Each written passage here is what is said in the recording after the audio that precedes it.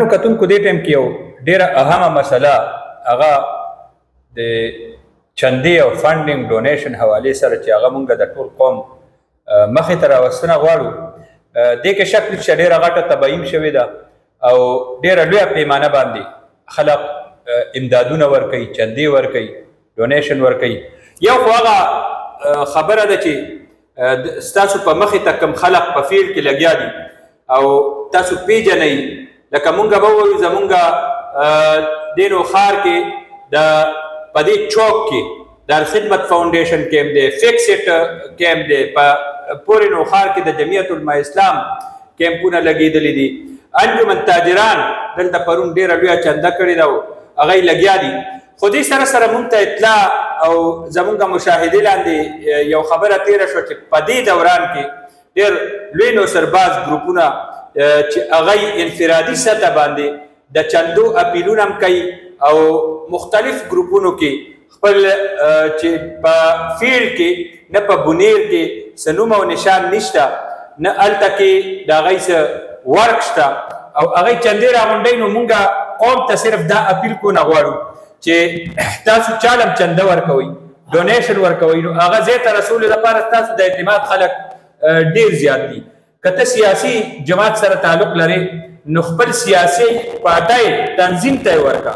که ته سیاسي جماعت سره تعلق نه نو بیا خیراتي تنظیمونه چې د هغې مختلف پارټو طرف نه ویریفیکیشن حکومتي سطح باندې خراج تحصیل دغه پارټو دغه تنظیمونو ته پیش کېږي. الخدمت فاونډیشن شو، امه ویلفیر ټرست شو، فکسټ شو او ورسره د نور تنظیمونه دي چې تاسو یې پیژنئ او په فیلډ کې موجود دي. او موږ به مطالبه ډیپټي کمشنر نه دا هم کوو چې شیرشاه بھائی چې کوم خلک لګیا دي پکار دا دی چې د دې یو انوسي اخیستی شي. بالکل موږ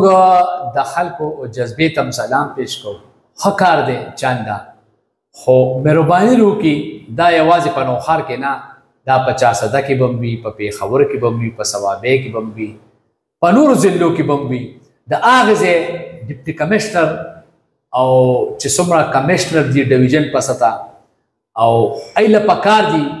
چې کم سړی چانده غواړي انفرادي سره هغه که د جومات دپاره غواړو که د امدادي چې کم تباهي شوې ده په پونیر کې کم حد شوې او هغوی ته ضرورت دی نو چې څوک چانده یا کم لګوي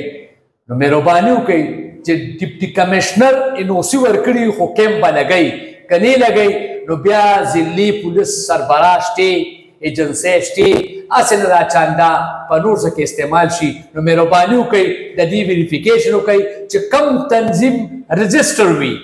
ایله انوسي ورکوي او چې کم تنظیم نه هسې چاندې څوک غونډوي نو مهرباني وکړئ په هغې باندې بیان وکړئ او په هغې باندې کاروایي پکار ده. بلکل غټه خبره دې باندې پریس کلب کې مونږ ته داسې خبرې راورسېدې چې مونږ ضروري ګڼو چې هغه نوښار انتظامیه حکومت دا خبر کړو چې کم از کم انوسي ډیپټي کمشنر نه اخیستل دا لازمي شي، هغوی ته پته وي چې